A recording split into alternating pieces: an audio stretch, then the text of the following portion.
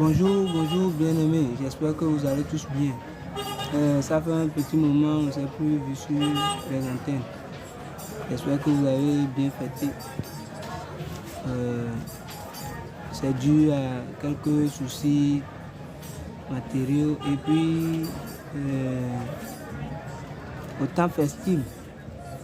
J'espère que vous avez tous passé les périodes festives en bonne et due forme.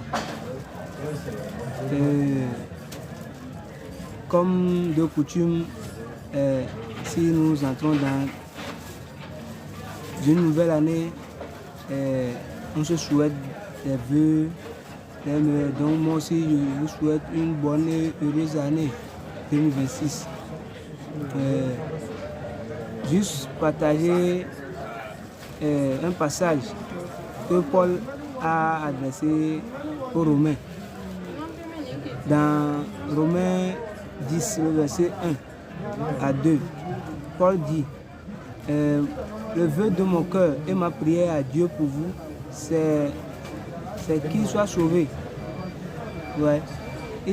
Il adresse un vœu à ses frères israélites. Et dans ce vœu-là, il veut qu'eux aussi soient sauvés, tout comme lui. Et dans le verset 2, il réitère qu'ils ont du zèle pour Dieu, mais sans intelligence.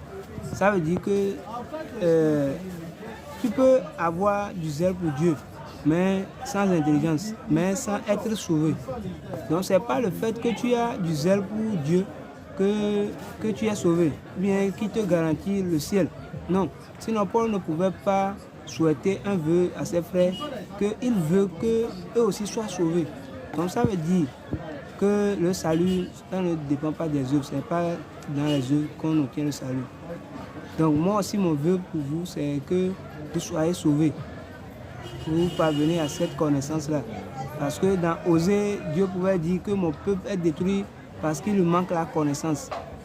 Donc est-ce que toi aussi tu es zélé pour Dieu seulement ou bien tu as aussi l'intelligence de Dieu?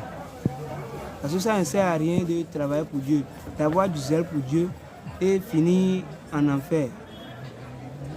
Parce que Matthieu 7, le verset 21 à 23 est très clair. Donc il faut qu'on s'examine au travers des Écritures. Il faut qu'on revienne au fondement biblique pour ne pas travailler en vain. C'est pour dire le vœu de mon cœur et ma prière à Dieu, c'est qu'il soit sauvé. Vous voyez?